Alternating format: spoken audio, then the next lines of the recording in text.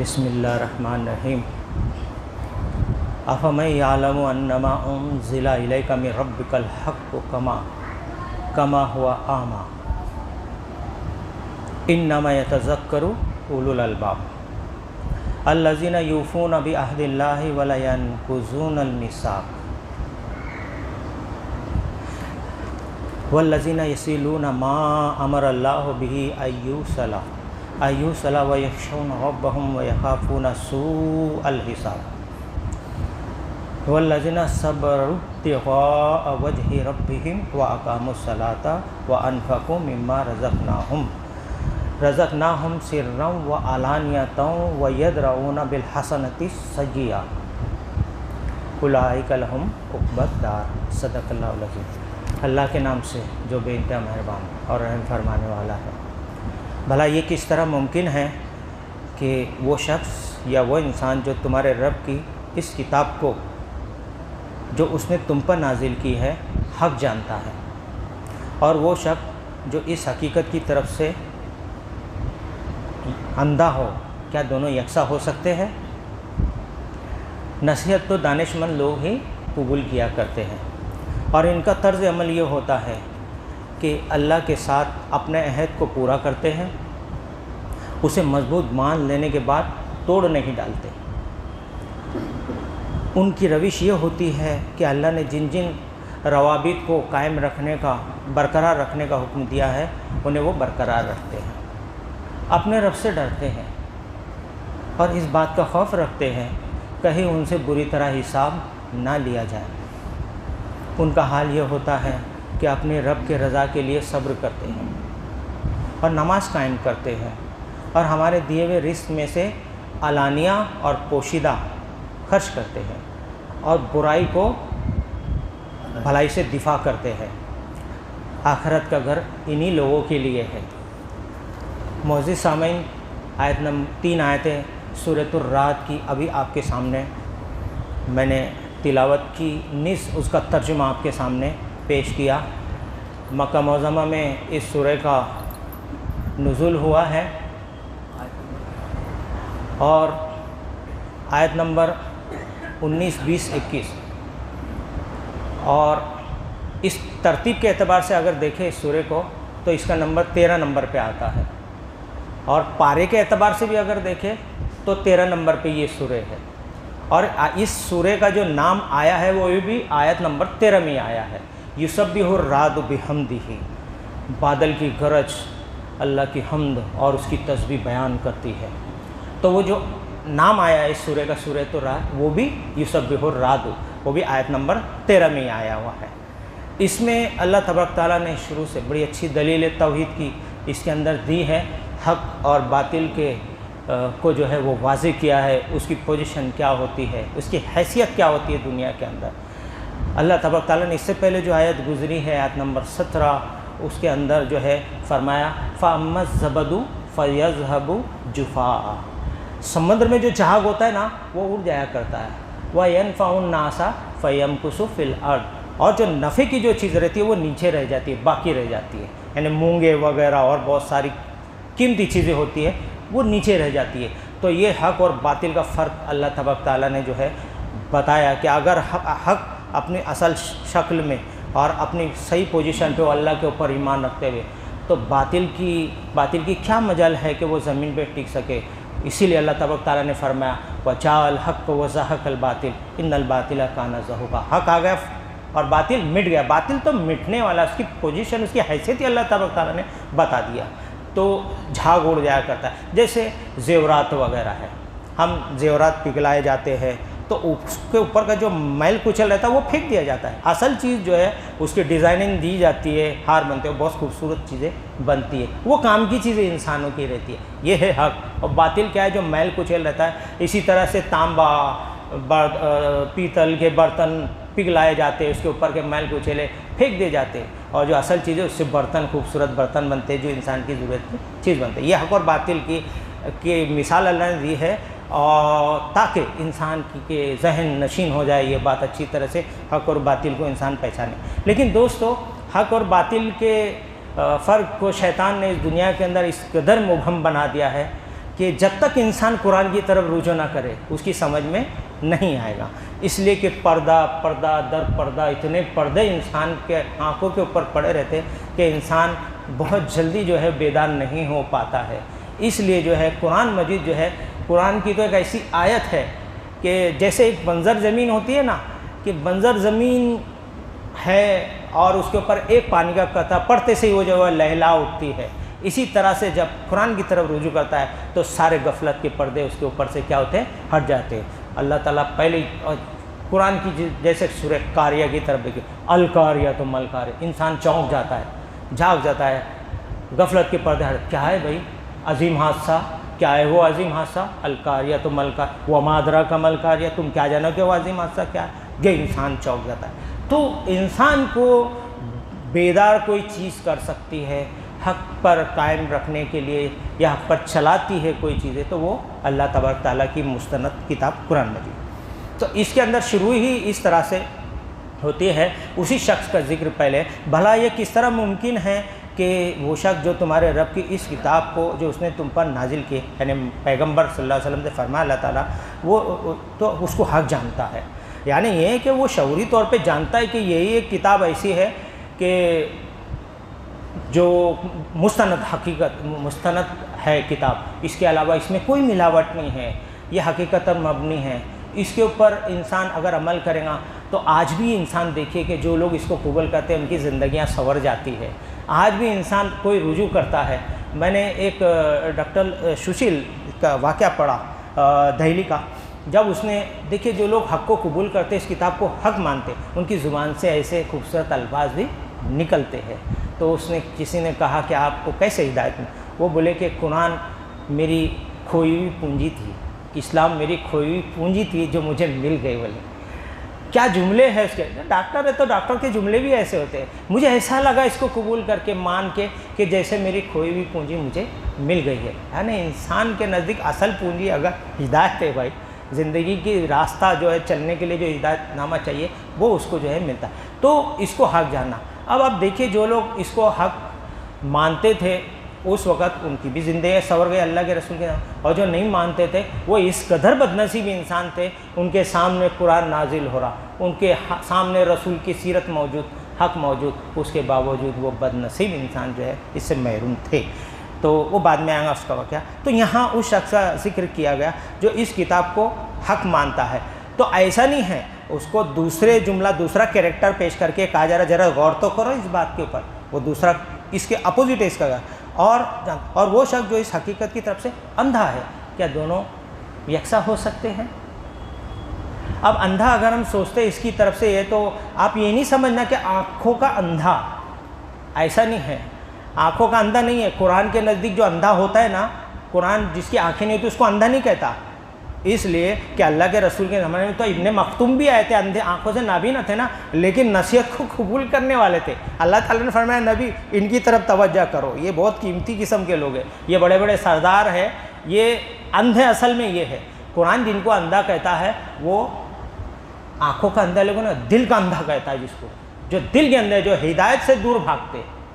وَلَقَدْ صَرَّفْنَا فِي هَذَا الْقُرْآنِ قرآن لِيَذَّكَّرُوا، ہم نے انسان کو طرح طرح سے قرآن میں مطلب آگاہ کر دیا ہے، اس کو بیدار کر دیا ہے، لیکن یتذکروا وما یزیدہم الا نفورا، لیکن کیا تھا، وہ تو حق سے دور بھاگے جا رہا ہے۔ نفور کہتے فرار ہونا، جب قرآن کی بات حق آتی ہے تو وہ فرار اختیار کرتا ہے، نفورا یعنی بھاگتا ہے، حق سے دور اور بھاگتا ہے۔ وَلَقَدْ صَرَّفْنَا فِي هَذَا الْقُرْآنِ لِيَذَّكَّرُوا، ہم نے بار بار اس کو بیدار کر دیا، بار بار سمجھا دیا انسان کو کہ وہ بیدار ہو جائے، وہ سمجھ اختیار کرے، لیکن وہ تو حق سے اور دور بھاگتا ہے۔ یہ ایک بات ہے۔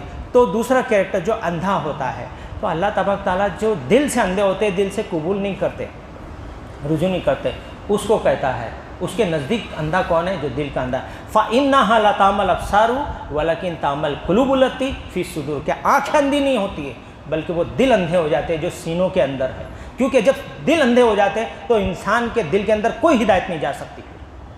اگر دل جو ہے وہ زنگ آلودہ نہ ہو، دل جو ہے وہ سیاہ نہ ہو، اور اس کی سیاہی کو کوئی چیز دور کر سکتی ہے، اس کے زنگ کو کوئی دور کر سکتا ہے دل کو، تو وہ صرف اللہ کی کتاب ہے۔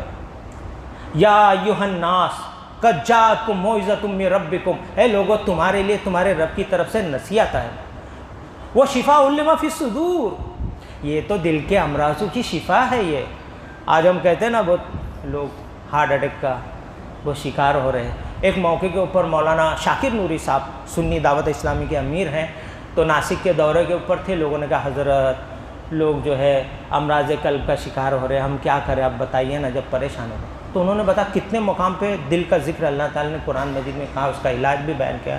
تو انہوں نے کہا کہ دیکھو قرآن سے اپنے تعلق کو جوڑو، قرآن پڑھو، اور جہاں قرآن کی محفل ہوتی ہو، درس قرآن ہوتا، وہاں شرکت کرو۔ یہ ہے جب کیونکہ قرآن سے جڑے گا نہیں، کیونکہ وہ شفاء لما فی الصدور و ھدی و رحمۃ للمؤمنین، یہ تو مومنوں کے لیے سراسر رہنمائی اور ہدایت ہے۔ کل بفضل اللہ و برحمتہ، اللہ تعالیٰ پر ہے نبی کہہ دو ان سے کہ یہ میرے رب کا بڑا احسان ہے کہ اس نے نازل کیے بھیجیے انسانوں کے لیے، کل بفضل اللہ و برحمتہ فبذالک فلیفرحوا، اس پر تو لوگوں کو خوشی منانی چاہیے۔ لوگ خوشی کس چیز پہ مناتے؟ برتھ ڈے پہ منا رہے ہیں، اور پتہ نہیں کن کن چیزوں پہ جو ہے حلوے پراٹھے بانٹ کے کھاتے ہیں، سب اس پہ خوشیاں منا۔ یہ قیمتی چیز نہیں ہے جس پہ خوشیاں انسان منا، خوشی تو یہ چیز ہے کہ جو نازل کل بفضل ہے، اس لیے کہ خیر مما یجمعون، یہ ان تمام چیزوں سے بہتر ہے جو دنیا میں تم سمیٹ رہے ہو۔ انسان جس چیز کے پیچھے لگا ہوا ہے ان سب سے بہتر ہے یہ، اس لیے کیا اس پر خوشی منانا، خوشی ہونی چاہیے کہ میرے رب کی طرف سے کم از کم، میں تو یہ کہتا ہوں کہ بھائی جو نہیں پڑھ سکتے کم از کم اس کو نہیں کم از کم اس کو کھول کے یہ عربی عبارت دیکھ کے یہ سوچے کہ یہ وہ کلام ہے جو میرے نبی پہ نازل ہوا ہے، اس کا بھی ثواب اس کو مل جائے۔ تو یہاں پہلے شخص کا دوسرے شخص کا کہ جو بالکل اندھا ہے، کیا دونوں یکساں ہو سکتے ہیں؟ جو قرآن کو حق جانتا ہے اور جو نہیں جانتا ہے۔ اسی طرح سے سورۃ الزمر میں بھی ہم پڑھتے ہیں، وہاں پر بھی جب پڑھتے تو یہی بات جو ہے ہم کو دوسرے انداز میں جو ہم کو مل رہا ہے، افمن شرح اللہ صدرہ للاسلام فہو علی نور من ربہ، ایک وہ شخص جو تمہارے رب کی طرف اس کتاب کی روشنی میں اپنی زندگی کا سفر طے کر رہا ہے، اور ایک شخص جو بالکل جانتا ہی نہیں ہو، کہ دونوں برابر ہو سکتے ہیں؟ افمن شرح اللہ صدرہ، جس اللہ نے جس کا سینہ اسلام کے لیے کھول دیا ہو، اور جو اس کتاب کی روشنی میں اپنی زندگی کا سفر طے کر رہا ہو، اور ایک شخص جو جانتا ہی نہیں ہو، کیا دونوں یکساں ہو سکتے ہیں؟ یعنی اس نے جب قرآن کو حق جانا تو اللہ تعالیٰ نے اسلام کے لیے اس کا سینہ کھول دیتا ہے، اور جب سینہ کھولتا ہے تو پھر انسان کا طرز عمل یہ ہوتا ہے کہ وہ اس کی روشنی میں سفر طے کرتا ہے، دنیا کے اندھیروں میں سفر نہیں کرتا وہ، نہ دنیا کے اندھیرے جو اس کی رہنمائی کرتے ہیں، اللہ کی کتاب اس کی رہنمائی کرتی ہے۔ اور آگے اللہ تعالیٰ فرماتا پھر کہ دونوں کا فرق بتانے کے بعد کہ وما یتذکر، یہ اس میں جو ہے کیا کہتے ہیں، دوسری آیت ہے، ایک منٹ، انما یتذکر اولو الالباب، نصیحت تو دانشمند لوگ قبول کیا کرتے ہیں۔ یہ جو نصیحت ہے یہ قرآن ہے، قرآن نصیحت ہے، ذکر ہے اللہ تعالیٰ کا، اللہ تعالیٰ کا معجزہ ہے، یہ ہر اعتبار سے اگر دیکھا جائے تو یہ اس کی کوئی بدل بھی نہیں ہو سکتی ہے۔ تو اللہ تعالیٰ فرماتا ہے دانشمند لوگ کون ہیں؟ جو نصیحت قبول کرتے ہیں۔ آج کے وقت میں بہت ایسا لگتا ہے کہ نصیحت کوئی بدمزہ چیز ہے جس کو قبول نہیں کرنا چاہیے۔ یہ دنیا کے انسان سوچتا ہے ابھی ہم مزہ کر لیں، ابھی عیش کر لیں، اس دنیا میں بہت ابھی ٹائم ہے، ابھی بعد میں دیکھیں گے کبھی۔ کیا زندگی کا کوئی بھروسہ ہے؟ کوئی گارنٹی دے سکتا ہے؟ تو یہ نصیحت اختیار کرنے والے سماج کے اندر، چاہے وہ کوئی بھی شخص ہو، چاہے کسی بھی درجے کا ہو، انسان اس کو کوئی حیثیت نہ دیتا ہو، لیکن نصیحت کی طرف آنے کے بعد اللہ کے نزدیک وہ قیمتی شخص ہے، اور جو اس کی طرف سے دور بھاگتا ہو، جیسے میں نے آپ کو آیت سنائی شروع میں وَلَقَدْ صَرَفْنَا فِي هَذَا الْقُرْآنِ، تو پھر وَمَا يَزِيدُ مِنْ اللَّهِ نُفُورًا، فرار اختیار کرتے اس کتاب سے۔ اللہ کو کیا ضرورت پڑی ایسے، چاہے وہ سردار کیوں نہ ہو کسی قوم کا، کوئی ضرورت نہیں پڑی اللہ تبارک تعالیٰ کو ایسے لوگوں کی، اللہ کے نزدیک قیمتی نہیں ہے وہ۔ تو نصیحت جو ہے وہ دانشمند قبول کیا کرتے ہیں، اور ان کا طرز پھر آگے جو ہے وہ 7 صفت بیان کی جا رہی ہے۔ یہ 7 صفت جب ہم پڑھتے ہیں تو ہو سکتا ہے کہ انسان یہ سوچو ارے بابا یہ تو 7 چیزیں ہیں، کیسا اختیار کریں گے، بہت مشکل ہے، کیسا ہم اختیار، لیکن ایسا نہیں ہے دوستو۔ یہ 7 چیزوں کو آپ جب ترتیب سے میں سناؤں گا جو ترجمہ ہے اس کے اندر، تو آپ دیکھیں گے جو سب سے پہلی چیز ہے، اگر انسان اس کو ماننے کے لیے تیار ہو جائے، اس کے اوپر عمل کرنے کے لیے تیار ہو جائے، تو میں پورے شرح صدر کے ساتھ کہتا ہوں کہ باقی کی ساری چیزیں آسان کر دیں گا اللہ تعالیٰ. جیسا ایک شخص ہے نماز کا ارادہ کرتا ہے، اب نماز کے لیے جسم کا پاک ہونا، کپڑے کا پاک ہونا، جگہ کا پاک ہونا، نماز کا وقت ہونا، یہ شرائط نماز میں سے ہے. لیکن آپ کسی کو، میں آپ سے پوچھوں، آپ مجھ سے پوچھو شرائط نماز کتنے بتاؤ، ہم بتا دیں گے آگے پیچھے، لیکن ترتیب سے نہیں بتائے گے.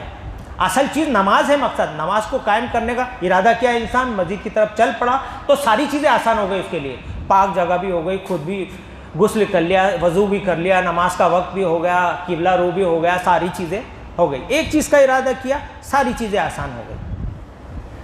اصل چیز یہ نہیں کہ ساری تفصیل آپ جانیں یا معلومات کا ڈھیر لگا لیں، اصل چیز عمل ہوتا ہے. تو ہم کو جو ہے، ہم یہ دیکھتے بعض اوقات لوگوں کے ساری شرائطیں جو ہے معلوم ہونا چاہیے، نہیں معلوم، لیکن عمل تو کرنا نہیں انسان، اصل چیز عمل ہے. تو کیا ہوتا ہے اس کے بعد ساری چیز آسان ہو جاتی. اسی طرح سے یہ پہلی چیز جس کو اگر ہم تسلیم کریں گا انسان، تو اس کے بعد ساری چیزیں جو ہے اللہ تبارک تعالیٰ آسان اس کے لیے کر دیتا ہے. تو یہ چیز ہے کہ انسان کسی چیز کو مشکل سمجھتا ہے، لیکن اس دنیا میں قرآن کا مخاطب تو انسان ہی ہے نا بھائی، اور کوئی تو نہیں ہے نا. تو اس کے لیے اللہ آسان نہیں کرے گا تو کس کے لیے کرے گا. تو پہلی چیز اللہ تعالیٰ فرمایا کہ اب دیکھو جب وہ نصیحت قبول کرتا ہے، اب ان کا طرز عمل کیسا ہوتا ہے، یعنی ان کی زندگی میں ان کی لائف میں چینجنگ بھی نظر آتی ہے ایسی. تو سب سے پہلے فرمایا ان کا طرز عمل یہ ہوتا ہے کہ اللہ کے ساتھ اپنے عہد کو پورا کرتے ہیں، اسے مضبوط باندھ لینے کے بعد توڑ نہیں ڈالتے. یعنی وہ خدا سے کبھی غافل نہیں ہوتے، خدا کی غلامی انہیں کبھی غافل نہیں ہونے دیتی ہے. وہ اپنے نفس کو، اپنے آپ کو کسی چیز کا غلام نہیں بناتے. وہ کبھی، ان کی دعا ہمیشہ ہوتی ہے کہ اللہ تعالیٰ میں اس دنیا سے جاؤں تو تیری غلامی میں میری زندگی جائے، تیرا غلام رہو، تیری بندگی کرتے جاؤ، اور زندگی کا کوئی بھی شعبہ ہے اس میں بس میں تیری غلامی کرتا ہوں، مجھے اور کسی کا غلام نہ بنانا. اس لیے کہ انسان کا نقصان اسی غلامی میں تو جا رہا ہے. آج انسان اپنے جیسے انسانوں کو جس طرح سے اس کی جان اور مال کو استعمال کرتا ہے، یہ اس کا حق نہیں رکھتے. وہ اگر اللہ تبارک تعالیٰ کہتا ہے کہ میرے راستے میں جان دو، مال دو، تو میرے لیے کوشش کرو، تو یہ اس کا حق ہے، اس لیے کہ جان مال اسی کا دیا ہوا.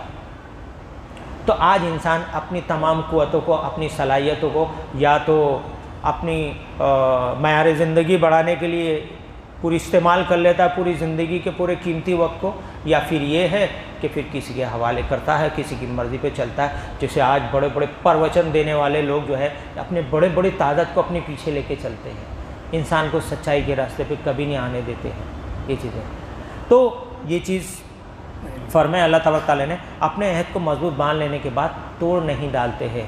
اس عہد کو جو ہے بنی اسرائیل نے بہت بار توڑا، کئی بار اس کو اللہ توڑا ہے. تو اللہ تعالیٰ نے جو ہے وہ اس قوم کو جو ہے بہت سزائیں دی. کبھی تو ان کو 40 سال تک صحرا میں بھٹکاتا رہ گیا.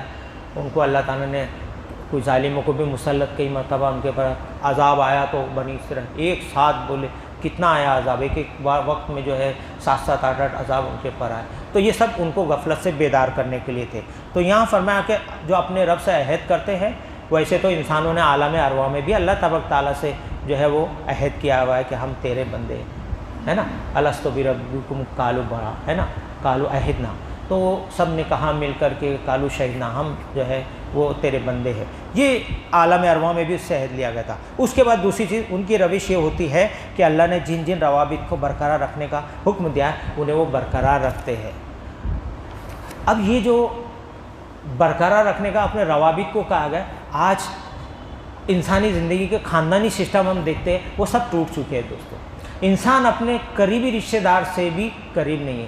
ایک میں نے دیکھا، ایک ہمارے جان پہچان ہوتے، ایک بھائی ایک گھر میں سگے بھائی ہے، لیکن گھر میں رہتے ہوئے بھی ایک دوسرے سے بات نہیں کرتے.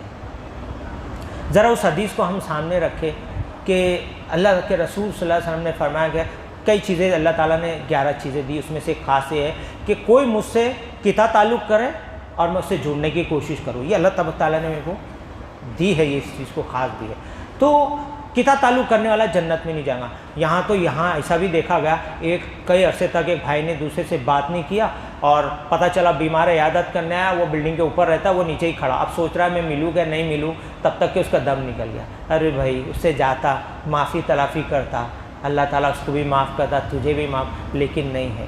تو دوستو یہ رشتے جو ہے، اور پھر آج کل جو ہمارے یہاں شادیاں ہوتی، میں ادھر رہتا تھا آگے چاند نگر میں، ادھر پہ شادی ہوئی 2 مہینے میں اتنا پیسہ خرچہ کیے ماں باپ نے دونوں طرف سے اچھے، تو ہونے کے بعد 2 مہینے میں طلاق کی نوبت آ گئی۔ اب دونوں کو سمجھانے کا بھی سمجھا رہے، میں نے بولا بھائی کیا تمہارے پیسے کیا حرام کے پیسے تھے؟ آپ نے اتنا محنت سے خرچ کیا اور 2 مہینے میں طلاق کی نوبت آ گئی، یہ کیا ہے؟ تو آج رشتے وقاری، آج خاندانی سسٹم بگڑا پڑا ہوا ہے۔ اور ہم آپ کی بات تو ہے، ہم بہت ساری معاشرے میں خرابیاں، جو لوگ آج دنیا کے اندر ترقی کے بلند باندھ دعوے جو کرتے ہیں نا، آج ان کے یہاں بھی خاندانی سسٹم بگڑا ہوا ہے۔ ان لوگوں نے تو خاندانوں کو تو چھوڑو، ایک سنگل پرسن، ایک انسان کو بھی انڈیویجول بانٹ کے رکھ دیا اس نے۔ وہ کہتے ہیں کہ بھائی دیکھو، اگر آپ کو جو ہے اگر دل نہیں لگ رہا ہے، بے چینی ہے، پریشانی ہے، اگر آپ کو ایسا لگتا ہے کسی معبد کے اندر سر جھکانا ہے تو جائیے، آپ سر جھکا کے آ جائیے، نہیں سر جھکا سکتے تو گھٹنے ٹیک کر کے آ جائیے، اور پھر اپنے دل آپ کا مطمئن نہیں ہے، کوئی سکون نہیں مل رہا ہے، تو پھر آپ کسی پارٹی میں جائیے، عیش کیجیے، مزاق کیجیے، سب میں۔ یہ حال انسان کا کر دیا ہے۔ یعنی کیا، ایک شعر میں کسی نے کہا، دل ادھر سر ادھر خود در بدر، انسان کو در بدر کر کے چھوڑا، تو خاندانی سسٹم کو کون کیسے ملائے گا؟ انسان، اسلام جو ہے، قرآن خاندانی سسٹم کو جوڑتا ہے، ان کو اللہ تبارک تعالیٰ سے ڈراتا ہے کہ اس مختصر سی زندگی میں اتنے خطرناک کھیل مت کھیلو، تم اتنا آسان مت سمجھو اس کو۔ تو اللہ تعالیٰ نے ان کی صفت بیان کی ہے کہ اللہ نے جن جن روابط کو برقرار رکھنے کا حکم دیا ہے، وہ برقرار رکھنے کے حکم کو حکم مانتے اللہ تبارک تعالیٰ کو، تو برقرار اس کو رکھتے۔ دوسری چیز، تیسری چیز، اپنے رب سے ڈرتے رہتے ہیں، یعنی ہر وقت جو ہے اللہ تبارک تعالیٰ کا خوف کس انداز میں رہتا ہے، یعنی یہ کہ میں نے اس اللہ تبارک تعالیٰ کی بات کو مانا تو اللہ تعالیٰ میرے لیے بھلائی کے راستے کھولے گا۔ للذین استجابوا لربہم الحسنی، جس نے اپنے رب کے حکم کو مانا اس کے لیے بھلائی کے راستے اللہ تعالیٰ کیا کہتا ہے، لربہم الحسنی۔ حسنی کا مطلب ہوتا ہے کہ ایک بھلائی کا راستہ نہیں کھولتا اللہ تبارک تعالیٰ، جب اللہ تعالیٰ کے حکم کو انسان مانتا ہے تمام بھلائی کے راستے کو کھول دیتا ہے، اپنے رحمت کے دروازے اس کے لیے کھول دیتا رہتا ہے۔ تو اللہ تعالیٰ سے اسے امید رہتی ہے، اللہ کا ڈر جب رہتا ہے کہ میرا رب مجھے انعام بھی دے گا، تو اللہ تعالیٰ اس کے لیے انعام کے راستے بھی کھول دیتا ہے اور اس کے بھلائی کے راستے کھول دیتا ہے۔ اور پھر یہ بھی اس بات کا اس کو ڈر رہتا ہے کہ ان بطش ربک لشدید، تمہارے رب کی پکڑ بڑی سخت ہے، اگر میں غلط کروں گا یا کچھ کروں گا تو میرا رب مجھے پکڑ بھی سکتا ہے، اللہ تعالیٰ مجھے معاف نہیں کرے گا۔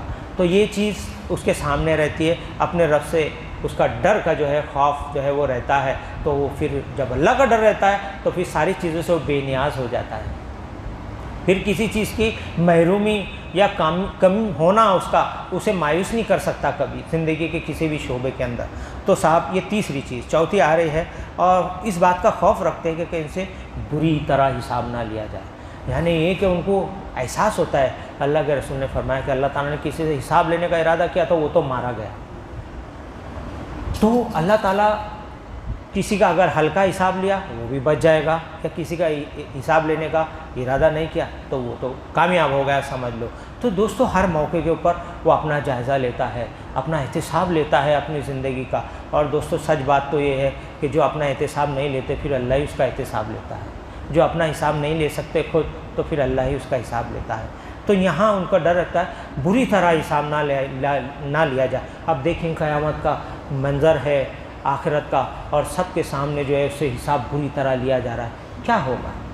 ایک نیک انسان ہے، چاروں طرف سے ایک سلامتی، جو اپنا احتساب کیا کرتا تھا، اس لیے ہم کہتے ہیں نا کہ رمضان میں بھی ہم دیکھتے ہیں جب روزے رکھتے ہیں تو اس میں کیا ہے، حدیث میں کہا گیا جس نے ایمان اور احتساب کے ساتھ روزہ رکھا، اور جس نے ایمان اور احتساب کے ساتھ احتساب اپنا لیتا رہا رمضان کے اندر، یہ نہیں کہ خالی بھوکا رہا، کوئی شعور ہی نہیں تھا اس کو، اور احتساب کے ساتھ کھڑا رہا، قیام اللیل کیا، تو اس کے پچھلے گناہ غفر لہ ما تقدم من ذنبک، اس کے پچھلے گناہ سارے معاف ہو جائیں گے۔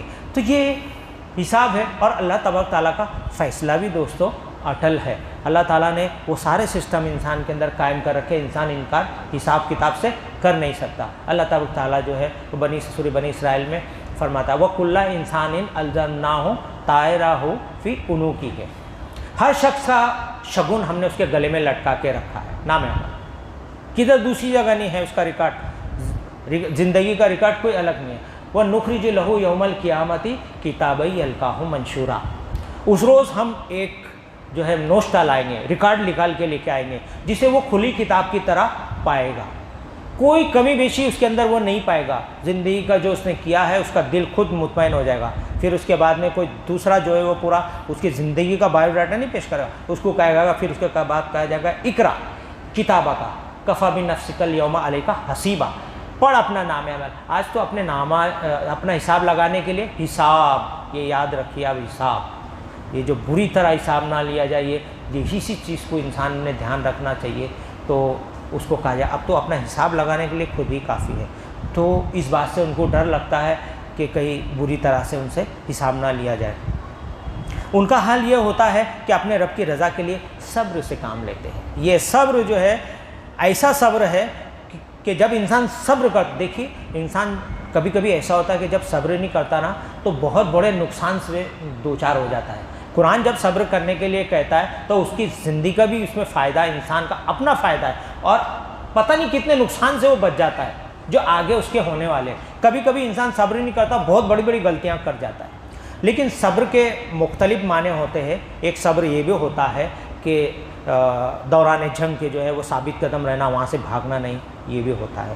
ایک صبر وہ بھی ہوتا ہے جو مولانا امین الحسن اصلاحی صاحب اپنی کتاب علوم القرآن کے اندر وہ لکھتے ہیں کہ صبر اس چیز کو کہتے ہیں جیسے انسان جو ہے اپنے نفس کو تمام برے میلانات سے بچا کر کے اپنے مقصد کی طرف جو ہے دھیان رہے اس کا، اپنے نفس کو تمام برے میلانات سے بچا کر کے وہ اپنے مقصد کی طرف اس کا دھیان ہے، یعنی یہ کہ مجھے آخرت کے لیے کام کرنا ہے، میری منزل آخرت کے لیے، وہی وہ کام کرے گا۔ اسی طرح سے مجھے میں اللہ کا بندہ ہوں، یہ اللہ کی کتاب ہے، اس کو مجھے فالو کرنا، وہی اس کے سامنے مقصد رہے گا۔ دوسرا جو ہے اپنے نفس کے راستے پہ وہ اس کا نام صبر ہے۔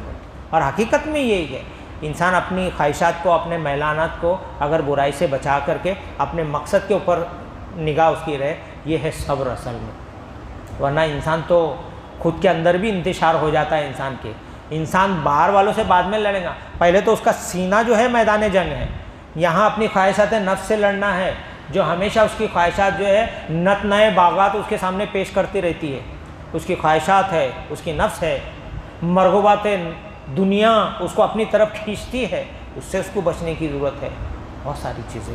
تو یہ صاحب یہاں پر جو ہے وہ صبر کر، دوسری چیز صبر کرتے تو یہ نہیں ہاں میں صبر کر لیا، لوگ مجھے جو ہے بڑا صابر کہے، اپنے نام کے لیے، اللہ کی رضا کے لیے وہ صبر کرتے ہیں کہ میرا رب مجھ سے خوش ہو جائے۔ یہ نہیں کہ لوگ مجھے بڑے صابر کہے کہ میں یہ صبر کرنے ہمیشہ جو ہے وہ صبر کر جاتا ہے، پی جاتا ہے، بردباری دکھاتا ہے، یہ تمام چیزیں اس کے لیے نہیں وہ صبر کرتا ہے۔ وہ کہتا ہے اپنے رب کی رضا کے لیے صبر سے کام لیتے ہیں۔ پھر اس کے بعد نماز قائم کرتے ہیں، یعنی یہ کہ اللہ کا جو حق ہے اور جو بندوں کا حق ہے ان کبھی نہیں بھولتے اس میں، نماز اللہ تبارک تعالیٰ کا حق ہے، اس کو قائم کرتے ہیں اور اس نماز کو قائم کرنے کے تعلق سے اگر بہت ساری باتیں ہمارے سامنے نصیحت کے انداز میں آتی ہے اور عبرتناک انداز میں آتی ہے، وہ بھی آپ دھیان رکھیں۔ میں کبھی کبھی دیکھا میں نے ایک شخص کو، ایک نوجوان کو، کہ اس کی ایک ٹانگ اور ایک ہاتھ نہیں ہے، ون سائڈ، اور وہ جم کرتے ہوئے ایک مسجد ایسی ہے جو پہلے مالے کے اوپر ہے، ہم نیچے آتے ہیں نا گراؤنڈ فلور پہ، ایسی نہیں، پہلے مالے، وہ جم کرتا ہوا پہلے مالے پہ جاتا ہے اور جماعت کے ساتھ ایک ٹانگ پہ کھڑے رہ کے نماز پڑھتا ہے۔ دوستوں میں نے اس کو دیکھا تو بہت عبرت ہوئی مجھے، اور مجھے بہت دکھ ہوا۔ بھلا قیامت کے روز اللہ تعالیٰ ایسے نوجوان کو کھڑا کرے گا اور وہ جو لمبی تان کے بریڈ پیزا کھا کے سوتے تھے لمبی تان کے، ان کو بلائیں گا، دیکھو یہ نوجوان تھا کہ نہیں تمہارے آنکھوں کے سامنے، نماز قائم کرتا تھا کہ نہیں سوتا، تم کو میں نے ہاتھ پر سبھی کچھ دے رکھا تھا لیکن تم لمبی تان کے سو رہے تھے، اور یہ نوجوان ہے دیکھو فجر میں بولو کسی بھی وقت جو ہے وہ نماز کو قائم کرتا تھا۔ کیا اللہ تبارک تعالیٰ یہ نہیں کر سکتا یہ کام؟ کیا انسان کے سامنے جواب رہے گا؟ مجھے بتائیے، اگر ایسے نوجوان کو اللہ تعالیٰ سامنے کھڑا کر دے گا تو ساری چیزیں میں نے تم کو ذہن دیا تھا، ہاتھ پیر سب کچھ دیا تھا، اس کے باوجود تم میرے دربار میں آتے نہیں تھے۔ ایک بزرگ کو میں نے دیکھا، میں جب جاتا تھا فجر کی نماز تو بیچارہ وہ گلیوں کو اس کو دکھتا نہیں تھا آنکھ سے، گلی کو ٹٹولتے ہوئے آتا تھا۔ ہم نے اس سے کہا چچا آپ کو شرعی عذر ہے، آپ گھر میں کبھی آپ گڈر ہے ادھر ادھر گر جائے، بولتا نہیں میں جماعت کے ساتھ نماز پڑھوں گا۔ آپ سوچیے ذرا، کیا ایسے شخص کو نہیں کھڑا کرے گا قیامت والا؟ اس کو دکھتا نہیں تھا، وہ گلیوں کو ٹٹولتے ہوئے آتا تھا، میں جماعت کے ساتھ نماز پڑھوں گا، یا لمبی تان کے سوتے ہم۔ تو نماز ایسے ہر حال میں وہ قائم کرتے ہیں. ان کو بارش نہیں روک سکتی, ان کو تڑاکے کی ٹھنڈی نہیں روک سکتی, نہ طوفان. وہ اللہ کے گھر کی طرف پورے جانے کی کوشش کرتے ہیں. میں نے میرے اپنے استاد کو دیکھا ایک مرتبہ, جمعہ بولے وہ معذور تھے, نہیں چلتا, لیکن وہ نماز کے لیے جمعہ بولے میں مسجد جاؤں گا. وہ گشی کھا کر کے کہیں بیٹھ بھی جاتے تھے, لیکن بولے میں جاؤں گا. ایک مرتبہ ایسا سین دیکھا میں گھر میں گیا ان کو لینے کے لیے, چل جمعہ کے لیے. اب وہ ان کو گشی آ گئی. اب ادھر سے ان کی اہلیہ پکڑ رہی ہے کہ مت جائیے آپ, دیکھو گر جائیں گے چکر. وہ یہاں گھسیٹ رہے اپنے آپ کو, میں مسجد جاؤں گا. دونوں طرف وہ اپنے آپ کو گھسیٹ رہے ہیں, جبکہ ان کو گشی آ رہی ہے چکر, اور وہ ادھر سے پکڑ کے رکھے اس کے اگر مت جاؤ. بولتے نہیں میں جاؤں گا, میں مسجد میں پڑھوں گا جماعت کے ساتھ. کیا منظر ہے دوستو, کیسی اللہ سے محبت ہے, اللہ کے دربار میں حاضر ہونے کی. یہ ہونا چاہیے. تو نماز کو اس انداز میں بھی قائم کرتے کہ ان کا دل اٹکا رہتا مسجد کے اندر, کہیں اور نہیں رہتا دنیا میں. دنیا ان کو غافل نہیں کر سکتی. سیدھی سی بات یہ ہے. آگے فرمایا ہمارے دیے ہوئے رزق میں سے اعلانیہ اور پوشیدہ خرچ کرتے ہیں. جہاں موقع ملتا ہے اعلانیہ کرنا چاہیے, بالکل کرتے ہیں. جہاں پوشیدہ کرنا چاہیے, پوشیدہ بھی جو ہے لوگوں کی مدد کرتے ہیں. یہ نہیں کہ کوئی مجھے سخی کہے, حاتم کہے یا کچھ اور کہے کہ یہ تو بڑا سخی داتا ہے. اس سب میں اللہ کے راستے میں جو ہے وہ خرچ کرتے, کسی کو پتہ نہ چلے. یہ ان کی ایک خوبی جو ہے بیان کی گئی ہے. اور ایسے لوگوں سے سماج کے اندر بڑا فائدہ ہوتا ہے, کیونکہ ایسے لوگ دوسروں کی عزت نفس کا بڑا خیال رکھتے ہیں. یہ بہت فائدہ ہوتا ہے. کوئی بھی شخص ایسے لوگوں سے مدد مانگنے میں آر نہیں محسوس, کیونکہ معلوم ہے کہ یہ شخص جو ہے وہ پوشیدہ بھی خرچ کرتا ہے, کسی کی عزت نفس کا بھی وہ خیال رکھتا ہے. تو ایسے لوگ بڑے قیمتی ہوتے ہیں جو قرآن کے حکم کے مطابق اپنا کام کرتے ہیں دنیا. آخر میں اللہ تعالیٰ بنا جو برائی کو بھلائی سے دفاع کرتے ہیں. اس دنیا میں دوستو بہت برائی ہے, بہت نفرت ہے, بہت ساری چیز ہے. اس لیے جو ہے وہ اللہ تبارک تعالیٰ نے فرمایا کہ اے نبی صلی اللہ علیہ وسلم, اس وقت بھی دشمنی نفرت بہت تھی. اللہ تعالیٰ نے فرمایا کہ اے نبی جو ہے اللہ کہ آپ جو ہے وہ برائی کو بھلائی سے جو ہے دفاع کرو. ادفع باللتی ہی آسن, یعنی دفاع کرو. ایسا نہیں ہے کہ کوئی کانٹے بچھا رہا ہے تو آپ کانچ بچھا دیجیے, کوئی آپ کے راستے میں پتھر ڈالا تو آپ اس کے راستے میں جو ہے وہ تار بچھا دیے. یہ تو پھر تو دشمنی بڑھتی چلے گی. ہاں یہ ہے کہ کوئی اگر آپ سے برا سلوک کرتا ہے تو آپ اچھا سلوک کیجیے. تو یہ چیز ہے کہ آپ دیکھیں گے ادفع باللتی احسن فاذا الذی بینک و بینہ عداوۃ کانہ ولی حمیم. پھر آپ دیکھیں گے کہ آپ کے جو دشمن ہیں وہ آپ کے دوست بن جائیں گے. کیا ایسا نہیں ہوا؟ تاریخ نہیں بتاتی ہمیں؟ ایسا ہوا. اللہ کے رسول اللہ سے جو ہے سب اس قدر گرویدہ ہو گئے کہ کیا انسان تھا جس کے سامنے ہم نے ان کے ساتھیوں کے پیر جو ہے وہ کاٹ دیے, ان کے سامنے ہم نے لٹا دیا آگ کے اوپر. آج وہ انسان جو, اور وہ تو سب چھوڑیے, ایک اپنی بڑی بیٹی کے ساتھ جو ظلم ہوا تھا زینب کے ساتھ, لیکن وہ بھی قبیلے کے لوگ آتے تھے, اس کو بھی اللہ کے رسول معاف کرتے تھے. کون ہے جس سے زیادہ محبت کرتے تھے حضرت زینب سے, لیکن ان کو بھی مخصوص جگہ پہ حملہ کر کے ان کو ہلاک کرتے. یہ ہے وہ دوستوں. تو ادفع باللتی ہی آسان, کہ اس دنیا میں برائی کا بدلہ برائی نہیں ہو سکتا. اس لیے کہ حل جزاء الاحسان الا الاحسان, احسان کا بدلہ احسان سے. وہ تو ایک احسان کا راستہ ہوا, لیکن یہ بھی احسان کا ہی راستہ ہے. انبیاء علیہ السلام ہمیشہ احسان کے ہی راستے پہ رہتے تھے, اس کے پیروکار بھی احسان کا راستہ اختیار کرتے. تو برائیوں کو بھلائی سے دفاع کرنا یہ بہت بڑی بات ہے, بہت بڑی بات ہے. انبیاء علیہ السلام کی سیرت پہ عمل کرنا ہوا. تو یہاں فرمایا کہ آخری صفت ساتویں بیان کیا گیا کہ جو برائیوں کو بھلائی سے دفاع کرتے ہیں. اینٹ کا جواب پتھر سے وہ نہیں دیتے ہیں. ایک موقع پہ اللہ کے رسول نے ایک بات کہی, کیا میں تم کو وہ عمل بتاؤں جس کو کرنے سے اللہ تعالیٰ درجات بلند کرتا ہے. اب بھائی وہ تو بہت بے چین رہتے تھے کہ کوئی ایسا کام وہ تو ہمیشہ تیار رہتے تھے. تو اللہ کے رسول نے فرمایا کہ ہاں اللہ کے رسول, بے چین ہو کے لوگوں نے کہا ہاں اللہ کے رسول ضرور بتائیے آپ کون سے وہ کام ہے جس کو کرنے سے اللہ تعالیٰ جو ہے وہ انسان کے درجات کو بلند فرماتا ہے. تو اللہ کے رسول نے فرمایا جو تم سے جہالت سے پیش آئے تم اس کے ساتھ بھوک باری سے پیش آؤ, کوئی تم سے چھینے تم اس کو دو, کوئی تم پر ظلم کرے تم اس کو معاف کر دو, کوئی تم سے کٹنے کی کوشش کرے تم صلہ رحمی کرو, اس سے جڑنے کی کوشش کرو. یہ ہے وہ جو انسان کے درجات. اور انسان کا مقصد اللہ کے نزدیک درجات کو بلند کرنا ہے کہ دنیا کے درجات. دنیا کے درجات ختم ہو جاتے ہیں, یہاں کوئی باقی نہیں رہتے, لیکن جو اللہ کے یہاں درجات بلند ہو جاتے ہیں وہ ہمیشہ قائم رہتے, آخرت میں بھی قائم رہتے. دنیا کے درجات جو حاصل کرنے کی کوشش دنیا میں انسان کرتا ہے وہ سب ختم ہو کر کے رہ جاتے ہیں۔ اس لیے جو ہے آج اگر میں مسلمان ہوں، ہم دیکھتے ہیں عیسیٰ علیہ السلام کے بھی حواری تھے، وہ تو ان سے کہتے تھے حواری واشہد انا بمسلمون، آپ گواہ رہیے کہ ہم اللہ کے مسلم ہیں، یعنی ہم فرما بردار ہیں۔ فرما بردار کا مطلب دنیا کے رجسٹر میں نہیں ہم مسلمان ہیں، اللہ کے رجسٹر میں ہمارا نام مسلمان فرما بردار لکھا جائے، وہ اصل چیز ہے۔ دنیا کے رجسٹر میں تو ہم پتہ نہیں کیا کیا لکھ دیتے ہیں، سارے مسلکوں کے نام حوالے دے کے لیکن اللہ کے رجسٹر میں مسلم ہونا چاہیے، فرما بردار، وہاں درجے بلند ہوتے ہیں۔ اللہ تبارک تعالیٰ سے دعا ہے کہ آخر کی آیت رہے گی، اس میں آخرت کا گھر انہی لوگوں کے لیے، اللہ تعالیٰ نے آخرت کا جو گھر سجا کے رکھا ہے، اس کی جو نعمت ہے، سبھی ان لوگوں سے وعدہ ہے، یہ جو 7 چیزوں ان کے ذہن میں رہتی ہے، اس کو حق جانتے ہیں، مانتے ہیں، اور اس کا فرق اللہ نے بتایا۔ تو اس ساری چیزوں کو آپ دیکھیے کہ یہ انسان کی سیرت کو کیسی سنوارتی ہے، یعنی تعمیر سیرت میں کتنا بہترین کردار ہے ان آیتوں کا۔ اور جو انسان اپنی تعمیر سیرت کی فکر نہ کرے، وہ دنیا کی تعمیر سیرت کے معاملے میں کیا کر سکتا ہے؟ وہ سماج کو کس مطلب مثالی سماج کیسے بنا سکتا ہے جبکہ وہ خود اس کی تعمیر سیرت اپنے فکر نہ ہو کس کی؟